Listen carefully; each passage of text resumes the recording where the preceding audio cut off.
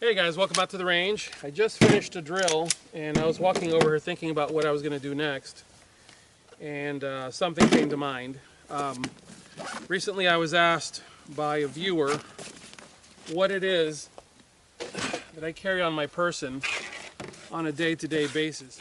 The question was asked, would you show us what you carry in your pockets on a day-to-day basis? I thought, cool, yeah, I'll do that. Okay, so my EDC handgun is a Glock 17 from Aim Surplus. It is a 17 that has been completely worked over. Carry Deluxe, I forget. Brian, my apologies. Brian is my friend, the owner of Aim Surplus, and I always forget what the package is, but it's this one here. And it is hands down the most beautiful laser work I've ever seen. Now, of course, some of this work is also done by hand in-house, but the remainder of it is done with laser. And this is a retired Glock 17. Here's what I would say to you. If you're looking for a dynamite handgun, you need to get a retired whatever, SIG, Glock, whatever, from Aim Surplus, because police officers do not train with their handguns. Police officers qualify with their handguns. And in some cases now, SOPs are being written that preclude the officer from even discharging their firearm unless a range officer is on scene. So now you're talking like an officer can't even go to the range anymore with their duty weapon and practice shooting that gun without a range officer being present because the police department is afraid they're going to shoot themselves. I mean, wrong. Police officers aren't very good with weapons. But the point is that, oh, see, now someone just went full, like, oh, somebody went all Hot Pocket in the comment section. Okay. Guys, I used to be a cop. I'm speaking truth to you. I'm speaking truth that I've witnessed with my own eyes. I'm not going to go on that tangent. So anyways, a retired police handgun is such a great investment because you can usually save anywhere from $150 to more on a handgun, and it's typically going to come with night sights. So you're good to go. This is, like I said, a retired police Glock 17 that Brian took for me and worked over. And this gun, I love this gun so much that the gun, this one that you guys have seen me carry for years, finally got cleaned and got put into the safe, and this one has now taken its place. Trigicon was kind enough to send me suppressor sights and an RMR 04, which is the amber fiber optics driven optic, which is phenomenal. I love this thing. At 25 yards, you can cleanly keep this dot inside of somebody's head. Those targets out there, the dot fits. Well, the dot basically ends up being a little bit bigger than the entirety of the eye socket. So you're still talking about the ability to target specific areas of the head and take a hit if you, or place a hit on it if you need to. So dynamite optic. Yeah, it does fairly decent when you go from dark to light.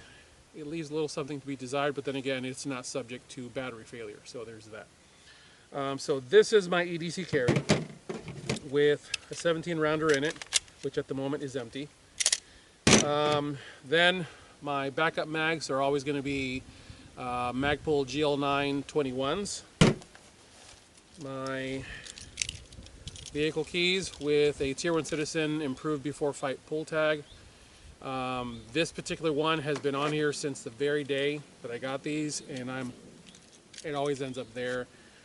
My hands are always scuzzy. I mean, it's doing really well because these are true aviation quality pull tags. These are the keys to my 4Runner.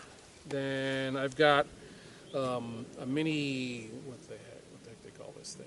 Pocket Stream or something like that from Streamlight. It's one of the little rechargeables. Love this thing. Then I've got a Bic lighter. I always have lighters. I don't smoke. I've never smoked. I always have lighters in my pocket. Why? Because lighters are useful for everything from cutting a string and burning off the end real quick, which I've done, lighting a friend's cigarette, which I've done, or cigar. They are good for starting an emergency fire. One of the guys that I trained with years ago said, why rub a stick when you can flick a Bic? Love it. Then I've got a cold steel Voyager 2, I believe is what this one is. Had this one forever. I started carrying this when Tennessee finally passed a law that got rid of the stupid blade length restrictions that we used to have. So that became my thing. Next are my AirPods. AirPods Pro, Burt's Bees. Some people carry chapstick. Great. Chapstick can be used to lubricate firearms, so remember that. My iPhone, my holster from my friend Phillip McGuire, who makes the best holster ever. This was actually going to be the Tier 1 Citizen concealment holster, and it is hands down the most comfortable holster I've ever used. Sorry, he doesn't make holsters for just anybody. Phillip is actually an electrician, but he makes the best holster, period, I've ever used. It is so flippin' good. And then my wallet, which consists of bicycle inner tube and all my cards in the middle with some cash in there. I do believe, oh, hang on, don't want to forget this. And then my ShivWorks clinch pick, which is such a great little blade. And no, this is not the double-sided one. This is the one that's only sharp on top.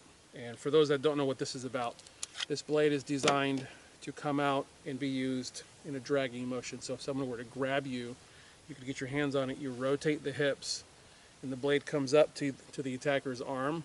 And as you rotate your hips, there's not much a person can do to stop a hip rotation, and it drags the blade across. Or you can stick and drag. So this is what would be known as a get-off-me knife. And very, very good knife. And that is it. That's everything I carry. So simplicity is what I'm after. So let me address the questions that are going to get asked. Do I carry any medical on me? No, I don't carry medical. I used to carry medical. I've had a lot of medical training. T.REX, Tactical Combat Casualty Care. Tactical Combat Casualty Care. There, I can talk. It's kind of cold out here. And in that type of training, you get deep into it, and there are certain things where you realize, okay, so the tourniquet, there's validity to it. There are a couple schools of thought on this. Really, I don't need you to get in the comment section and just go nuts and start quoting somebody else. I'm telling you my experience. Do your own video. When it comes to the tourniquet, if you can carry a tourniquet on your person, cool. If you don't, if you can't, because what I don't want is bulging underneath my clothing, and that gives me away. And so I've chosen not to carry a tourniquet. Wound packing and direct pressure application. I'm having one of those days, aren't I? Direct pressure application, placing a knee on the person you're aiding and staying on target can tamponade bleeding and or slow bleeding enough until emergency services arrives. Now, will it do me any good if the bleeding is me? No, obviously not. Yeah, I'm with you on that. Cover garment can be used for that. Something you can fashion very quickly. A Walmart bag and a carabiner works as a tourniquet. Look it up on the University of YouTube. I've been trained on all these techniques before. So I know they're out there. I know they're viable. Backpack straps. There are so many different things that are out there that are usable for stopping bleeding. The Groove Life belt that I wear is something that can be very rapidly adjusted. You yank this, it gets tight, and it's very elastic. And then you would magnetically hook it to itself, and it creates a lot of tension. This is a belt that I've had for several years now, and I love it. It does not fail, and guys, as advertised, the Groove Life belts will carry your gun quite well. They will not collapse, and just like their rings. Very high quality, made in Tennessee. I am all about this company. So, yeah, that's what I've got on my person. Very little. I try to simplify my life. When I walk out the door, I want to have the least amount of stuff necessary.